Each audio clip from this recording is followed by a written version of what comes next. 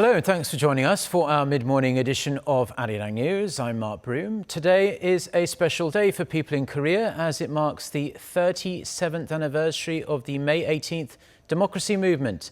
Later in the broadcast, we will be crossing over to Gwangju to watch a ceremony marking the occasion. President Moon Jae-in will also be making a speech, so stay tuned for that. We are going to start, though, with a look at the day's top stories. Just a few hours ago, President Moon Jae-in's special envoy to the United States met President Donald Trump in Washington. The two discussed cooperation on North Korea's nuclear and missile threats, as well as the South Korea-US alliance, along with a number of other key topics. Yoo Jun-hee starts us off. Hong Seok-hyun, South Korean President Moon Jae-in's special emissary to the U.S., traveled to the White House on Wednesday to meet with President Trump, where they held a discussion lasting for around 10 minutes. Hong delivered a personal letter from President Moon during the meeting, which was also attended by Vice President Mike Pence, Senior Advisor Jared Kushner, and National Security Advisor H.R. McMaster. According to the envoy, following the meeting, President Trump promised to work closely with President Moon to resolve the North Korean nuclear issue. He said Trump was also interested in achieving peace through dialogue with the North, although calling on sanctions for now to pressure Pyongyang. Speaking to reporters upon his earlier arrival in Washington, Hong hinted that talks on national security would take center stage during his trip. I plan to express my gratitude for arranging a bilateral summit between our countries. We will also be discussing ways to strengthen the South Korea-US alliance and how to address North Korea's nuclear issue in a cooperative manner. Hong also spoke briefly with National Security Advisor H.R. McMaster on the issue of a THAAD missile defense battery in South Korea before he met with President Trump. McMaster told the envoy he's aware of the ongoing procedural difficulties in South Korea regarding the decision to host the anti-missile system. The controversial cost-sharing questions associated with THAAD were not discussed during the meeting. Hong is due to meet with other senior U.S. officials, including Secretary of State Rex Tillerson, during his 4-day trip. Yoo Jun-hee, Arirang News. President Moon Jae-in's special envoy to China, Lee Hae-chan, is en route to Beijing this morning for talks on a variety of issues, including setting up a summit with Chinese President Xi Jinping. Also on the table is the deployment of the US missile defense system THAAD to South Korea, which has placed a great amount of strain on Seoul-Beijing ties in recent months. The two sides will also discuss ways to handle North Korean issues. Lee, who was South Korea's prime minister between 2004 and 2006, is expected to meet with senior Chinese officials during his stay. He'll also deliver a personally handwritten letter from President Moon to Chinese President Xi Jinping. President Moon's special envoy to Russia, Song Yong-gil, a lawmaker from the ruling Democratic Party of Korea, is set to depart for Moscow on Monday. Now, the special envoy to Japan was the first to embark on President Moon's diplomacy mission. Upon his arrival in Tokyo on Wednesday, Moon Hee-sang explained that the public discontent in Korea is very high over the 2015 agreement between the two nations on Japan's wartime sexual slavery. Shin Se-min has more. 2 of 5 special envoys of South Korean President Moon Jae-in departed on Wednesday to partner countries to discuss pending issues and possible summits with the new tenet of South Korea's presidential office of Cheongwade. President Moon's special envoy to Japan, Moon Hee-sang, who left for Tokyo earlier in the day, met with Japanese Foreign Minister Fumio Kishida Wednesday afternoon, during which the South Korean lawmaker made clear that most of the Korean public cannot accept the Seoul-Tokyo Agreement over the South Korean victims of Imperial Japan's wartime sex slavery struck in December 2015. We can't carry on with an agreement that nearly all of the Korean people cannot accept. The presidential envoy is also reported to have proposed that the two countries wisely overcome the problem based on statements of apology released by previous Japanese prime ministers. Japan's top diplomat is not reported to have made any comments regarding Moon's remarks. Seoul's special envoy and Kishida did, however, see eye to eye on the need to work together to resolve North Korea's nuclear problem and focus on future-oriented relationship between the neighboring countries. President Moon's envoy to China will depart on Thursday, and the remaining delegates to Russia and the European Union will follow suit next week. And the dispatch of such special envoys is of vital importance to establish a sound base on foreign alliances in the new administration. Foremost important thing we have to do is to let them know what the new government's ideas about their policies about. That's the starting point, that two countries can find the differences, but just knowing what the President Moon's foreign policy direction is about is something that they need to know first, so that we can fill up the gap and differences in our relationship with the US and China and so on and so forth. With the first special envoys heading toward their respective destinations, questions linger on whether they can pave the way to solving some of the grave pending issues left by the previous administration. Shin Se-min, Arirang News. Now, just a week after he was inaugurated as the nation's new president, Moon Jae-in paid a visit to the Defense Ministry on Wednesday. The president took a tough stance on North Korea, saying its latest missile launch is a serious threat to peace. Kim Hyun-bin reports. South Korea's President Moon Jae-in visited on Wednesday the Ministry of National Defense and Joint Chiefs of Staff, where he was briefed on the current military situation in the country. Moon pointed out that his visit comes early in his presidency, as tensions have drastically escalated on the Korean peninsula due to North Korea's continuous provocations. 대통령 취임 일주일 만에 국방부와 합참을 찾은 것은 지금 그만큼 우리의 안보가 매우 엄중한 상황이기 때문입니다. 북한의 핵과 미사일은 최근 급격하게 고도화되고 또 현실화되었습니다. President Moon condemned the regime's intermediate ballistic missile launch early this week and vowed to deal with Pyongyang's nuclear and missile ambitions. 탄도미사일 발사는 유엔 안보리 결의에 위반하는 중대한 도발 행위이고 또 한반도는 물론이고 국제 평화와 안전에 대한 심각한 도전 행위입니다. 나는 그와 같은 북한의 도발과 핵 위협을 결코 용납하지 않을 것이며 국제사회와 함께 강력하게 대처해 나갈 것입니다. President Moon urged his troops to maintain strong readiness against further provocations and fully counter any threats from the north. The president also reaffirmed his campaign pledge to expand the country's defense budget and modernize its weapons systems. Kim Hyun-bin, Arirang News.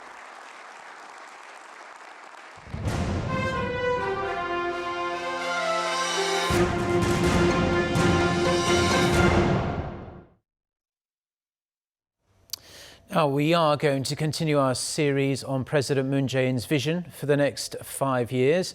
For today's instalment, we touch on arguably his biggest challenge, North Korea. The goal is peaceful reunification, but the immediate threat posed by Pyongyang is absolutely undeniable. For a closer look at how President Moon plans to balance engagement and pressure, EG1 reports.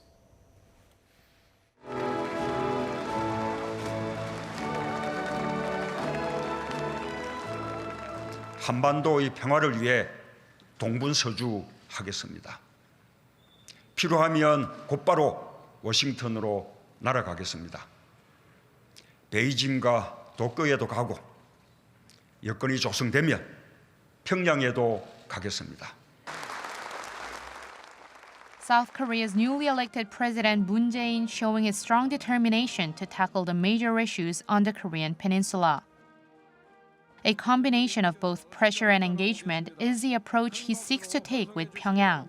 President Moon said the country will maintain its current sanctions on North Korea and respond sternly against any provocations by maintaining a strong South Korea-US alliance and by beefing up the South's own military capabilities, including the development of the Korea air and missile defense system. But along with keeping a strong defense against North Korea, President Moon also looks to engage with Pyongyang. We believe, depending on the situation, we must either pressure the North or talk with them. That is what all the current sanctions and pressure is ultimately striving for, to isolate North Korea, but to engage in talks and negotiations. Moon's inner Korean policies also include re-establishing a non-political relationship between the two Koreas through economic cooperation and cultural exchanges.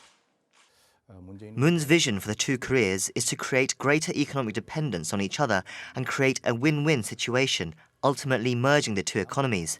I see that President Moon's core policy on the Korean Peninsula is to bring peace and unification through an economic approach.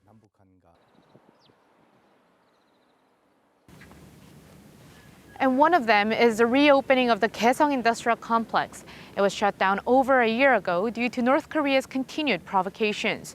But during his campaign, President Moon pledged to reopen it and even make it 20 times bigger. Expanding the complex would increase the number of South Korean firms from the current 125 to some 2,500 and lead to more workers from the north being employed there. Some foreign media outlets dubbed President Moon's approach the Moonshine Policy, combining his surname with former President Kim Dae-jung's Sunshine Policy, which was an attempt to improve relations with the North by encouraging interaction and economic assistance. However, experts say these pro-engagement policies are not likely to happen anytime soon, especially with the North's latest missile test on Sunday.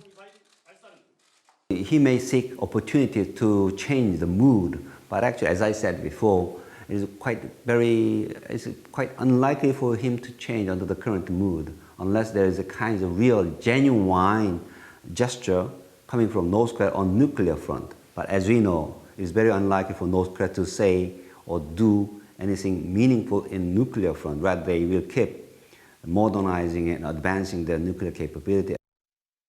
And as the name suggests, experts say President Moon's Moonshine Policy will not be as warm, giving, or understanding as his predecessor's Sunshine Policy. Moon's policies may seem very similar to the Sunshine Policy, but Pyongyang's nuclear threats have advanced greatly since then, which is why the previous policy cannot be implemented now. Rather, it should be amended to suit the current situation, where a more stern and robust approach is needed. This was evident in the pro-engagement President Moon Jae-in's response to the North's latest missile test, where he ordered an urgent meeting of top security officials, condemning the regime's move. And based on what President Moon has shown in his first week in office, experts say he is likely to continue being firm unless the regime shows a change in regard to its nuclear development program. Actually, in terms of percentage, I say 40% of pressure, 60% of engagement. So that's the principle. But this is the time for pressure. He cannot deny that fact. He has to follow the current policy line so long as North Korea continues to be assertive and aggressive toward the outside world. 이지원, 아리랑 뉴스.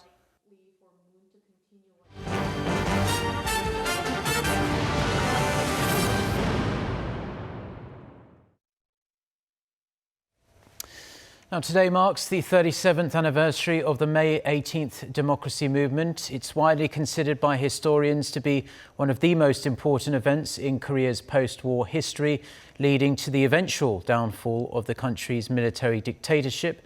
A large number of ceremonies are being held to mark the occasion, with over 10,000 people currently gathered at the May 18th National Cemetery in the southwestern city of Gwangju.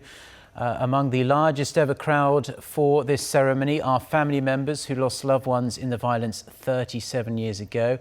We are going to cross over to the cemetery very shortly. President Moon Jae-in is due to give a speech in just a few minutes from now as well. We're going to have English language translation of that for you as well. And this is especially significant for the president, as this is his first official government ceremony since his administration took office just over 1 week ago now. The May 18th pro-democracy movement is a day as important now for Korea as it was more than 3.5 decades ago. Just to give you some background then, in 1980, South Korea was struggling to achieve democracy. Universities were shut down and political speech banned outright. Protests quickly began breaking out around the country. Now, under martial law, student activists in Gwangju very bravely stood up on May 18th, 1980, clashing with military forces deployed by the authoritarian John Doo-hwan regime. troops ruthlessly cracked down on them for several days, leaving hundreds of people dead, although estimates on the numbers do vary. Now, their sacrifice was not in vain. The pro-democracy movement took root, making Gwangju really the symbolic centre for the civic action. And now the May 18th is remembered in Korea as a day that gave birth to democracy in a struggling nation, and it's a day to reflect on the historic event that altered Korea's political and social landscape forever. We are looking at live pictures from the ceremony now. Later in the ceremony, in fact, the anthem March of the Beloved, which honours victims of the movement in Gwangju, will be sung in unison by the crowd for the first time since 2009. Former President Lee Myung-bak had ordered that hired choirs actually sing the song at the ceremony following controversies over its lyrics, and his policy was continued by the Park Geun-hye administration. After taking office last week, though, President Moon Jae-in told the Veterans Ministry to redesignate the tune as an official song to be sung in unison. The ministry said that decision demonstrates President Moon's determination to honour the spirit of the democracy movement. But we are watching the ceremony now, so let's just take in the scenes from Gwangju for this May 18th Democratic Movement ceremony. Very special day for Koreans, both here in Korea and around the world. We'll take in the scenes now, and we'll be shortly hearing from the President Moon Jae-in, and we'll be bringing you live English translation of that as well. This will be remembered in the hearts of our people. And through this movement, this led to the grand massacre of our citizens. The May 18th Democratic Movement ended in 1980, but annually we gather here in front of the cemetery to remember the sacrifices of the lost lives. To this, the military authoritarianism, in order to erase such history, threatened the bereaved families. Also, through the punishment of the related parties, which was being urged by the people of Gwangju, this was denied, and this led to the many sacrifices of our young people. With this occasion, the great history for democracy led to the June movement and ended the military authoritarianism. It also led to the National Assembly hearing, and it was known to the public. The victims were also compensated by the government. In 1994, the government also arrested 35 people to try to compensate and punish those who were related in the massacre. And this led to the National Assembly's special enactment of the fallen, and they were able to restore their honor. The democratic movement of May 18th led to the continued democratic movements in Korea, and it was also known worldwide. In 1993, the government also made special efforts to make this special cemetery here, and according to the law, it was made into a national cemetery. So it's been playing its role as a lesson for our democracy. And for the first time of our modern history, it has been the document has been enlisted as by the UNESCO to let known our proud history to the world. Now, this Korean society should not go through such tragic moments, and rather this has become a proud history that we need to succeed to our next generations.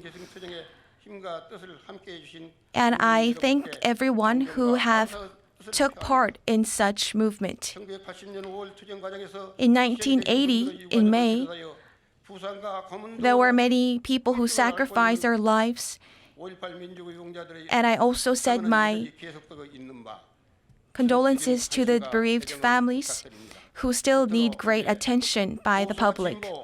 Last but not least, we should move beyond the conflicts of conservatives and liberals to make a new Republic of Korea. And this concludes my speech. Thank you.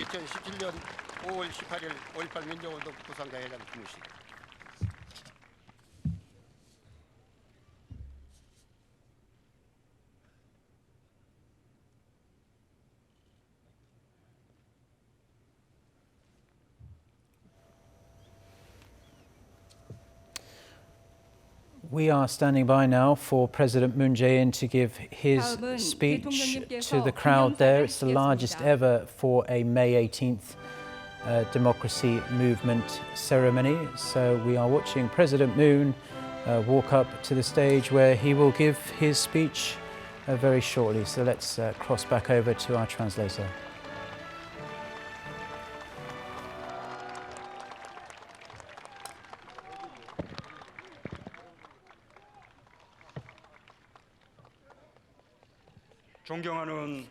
My fellow citizens,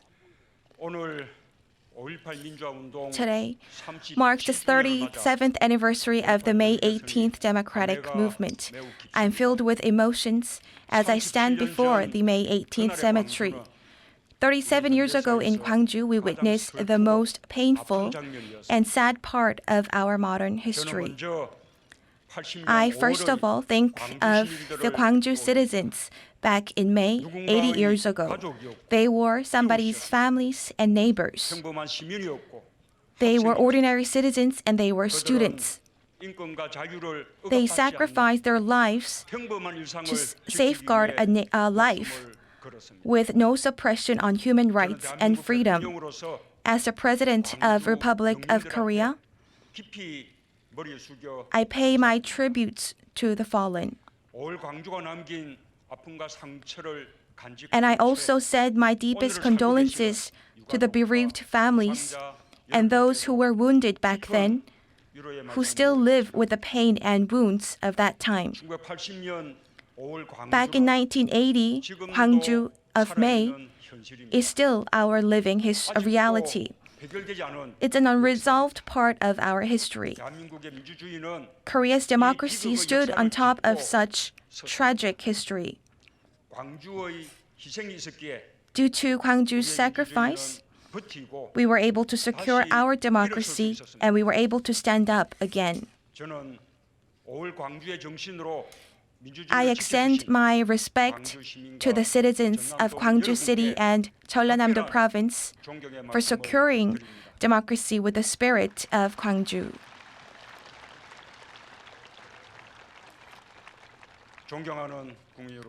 My fellow citizens, May 18th movement was a tragedy of our modern history where unjust national authorities stepped on our citizens' lives and human rights.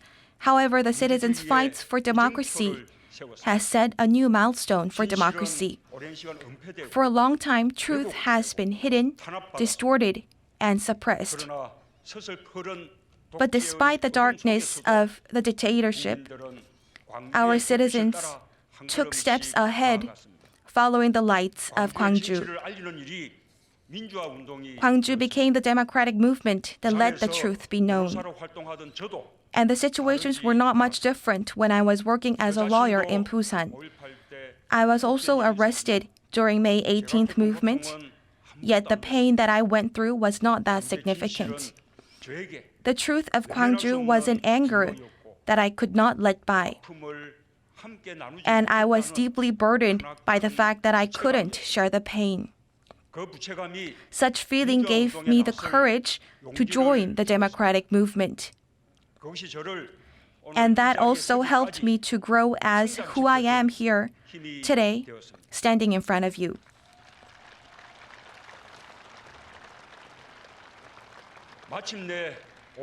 And finally, Gwangju of May has revived through a grand candlelight revolution that lit the country last winter. Anger and justice that did not compromise to injustice were there. Shoutings that the nation's owner is its own citizens were also there. The passion and united hearts that called for a nation that is noteworthy of being called a nation were also there. I proudly say here today that the newly inaugurated Moon Jae-in administration is in line with the Gwangju democratic movement.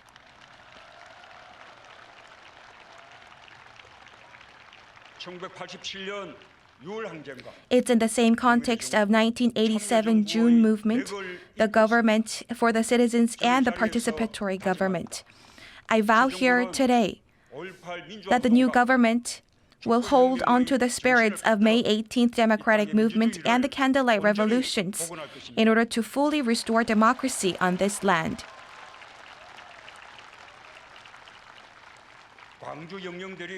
We will help the fallen lay in rest by blooming mature flowers of democracy.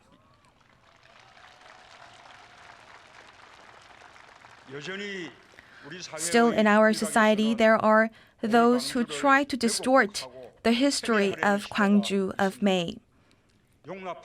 This cannot be tolerated.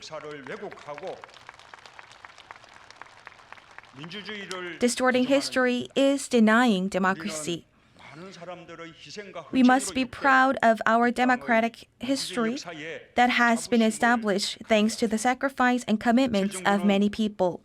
The new government will put efforts to clarify the truth of May 18th movement.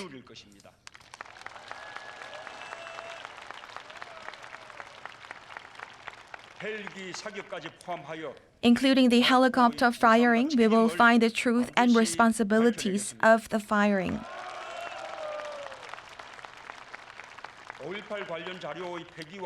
We will prohibit all related documents from being distorted and discarded. Regarding the restoring of the Jeollanam-do provincial government building, we will cooperate with the Gwangju city. Perfect clarification of the truth is not an issue of conservatives or liberals. It's an issue of common sense and justice. We will all have to conserve the values of democracy. I will also keep my pledge of including May 18th spirit in the preamble of the Constitution.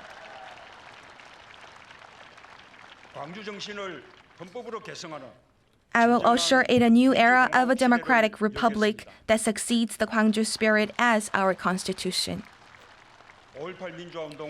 May 18th democratic movement will be stationed as a proud part of the history that our citizens learn and remember.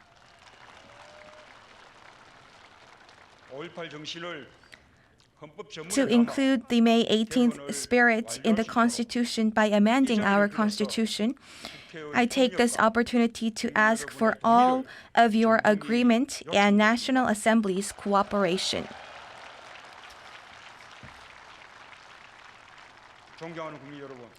My fellow citizens, March of the Beloved is not a simple song.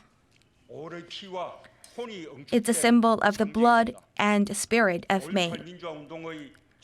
It's the spirit of May 18th democratic movement itself.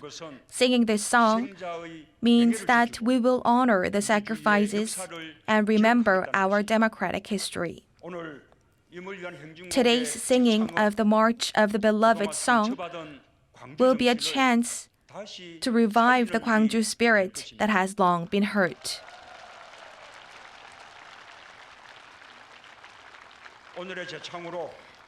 I hope today's occasion can put an end to the unnecessary controversies revolving this song.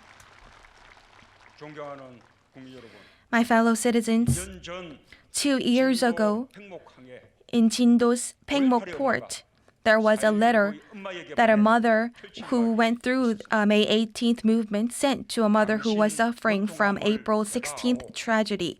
It said, "I know how you feel. Cheer up. Do not fall." This was a shouting against the nation that stepped on the lives of its own citizens and for the nation that failed to secure the lives of its own citizens. This will never be repeated.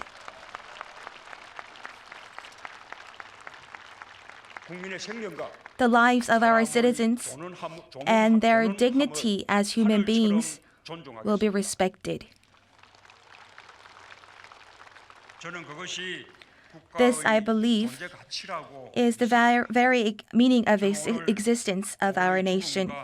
Today, I want to remember the sacrifices of many people who wanted to make the deaths of and Gwangju's pain as their own.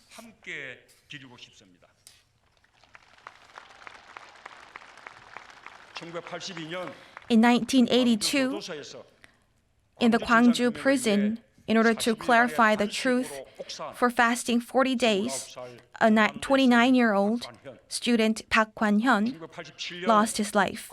In 1987, shouting for the punishment of those responsible for Gwangju crisis, 25-year-old laborer Pyo Jung-do lost his life. In 1988, shouting clarification of truth of Gwangju massacre at the 4th floor of Myeongdong Church, a 24-year-old Cho Sung-man student of Seoul National University lost his life. In 1988, shouting Gwangju is alive in Sungsil University, a 25-year-old student, Bang Le-jeon, lost his life. Many young people sacrificed their own lives comforting the fallen of the May movement. They sacrificed their lives to urge the punishment of those related and the clarification of the truth. When the nation was neglecting its own responsibility, they sacrificed their lives for something that needs to be clarified and remembered. Many journalists and academics were also detained and forcefully fired. Along with the fallen, I will not let their sacrifices and commitments be left in vain. I will make a Republic of Korea that can be free from sad death and pain.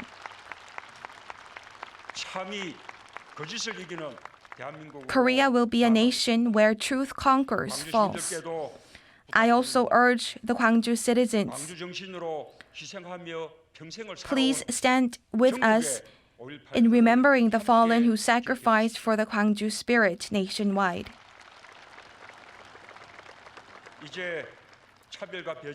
Now, putting behind discrimination and exclusion the pain, I ask Gwangju to stand in front of the just national unity.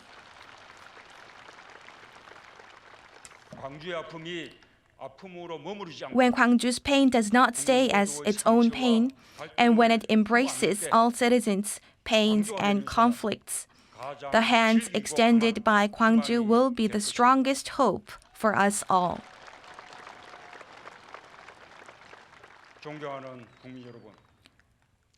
Honorable citizens, Gwangju people's rice balls and blood donations are part of our proud history. It's a true democratic history for us. The Gwangju spirit that secured democracy despite the desperate times revived at the Candlelight Plaza. The candlelight ushered in a new era of popular sovereignty.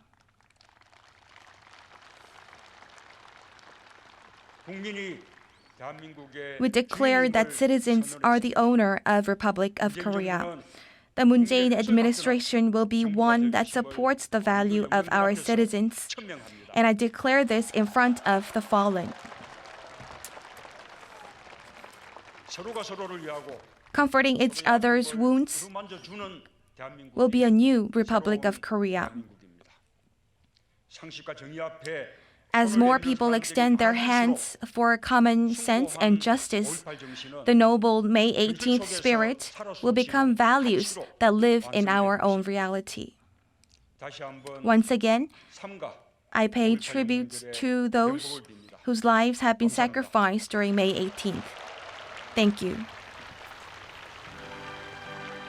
We have just been watching President Moon Jae-in give a speech in Gwangju to mark the May 18th democracy movement, the 37th anniversary of that day. It was an emotionally charged speech, especially for the families of the victims. He said a number of interesting things. He vowed to launch an investigation into the crackdown on the pro-democracy movement back in 1980, and he said that the new government will hold on to the spirits of the May 18th democratic movement and the candlelight revolution, the vigils that were held from winter of last year that eventually led to the impeachment and then removal of office of former President Park Geun-hye.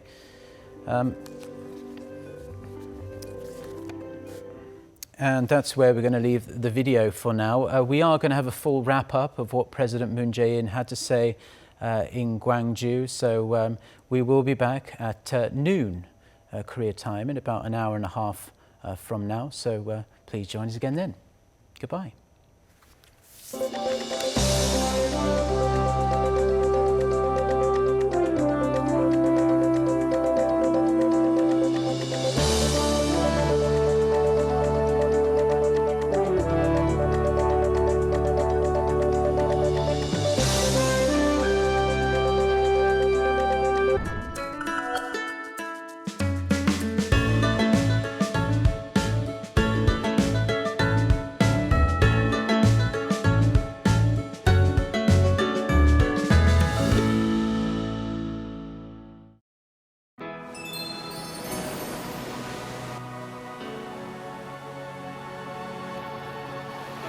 This is the deep and clean East Sea. Waves of hope welcome people here.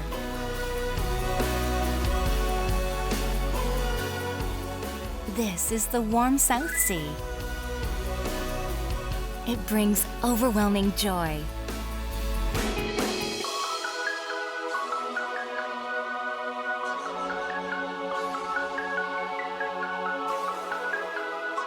This is the shallow West Sea. The sunset glow presents a picturesque sight.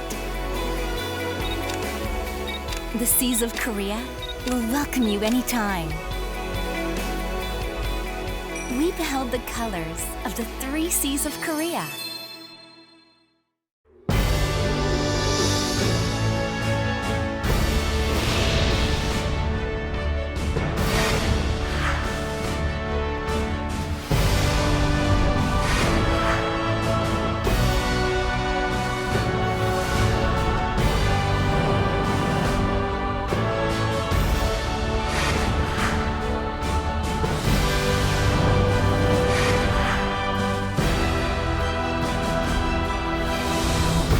A new Korea. Together we open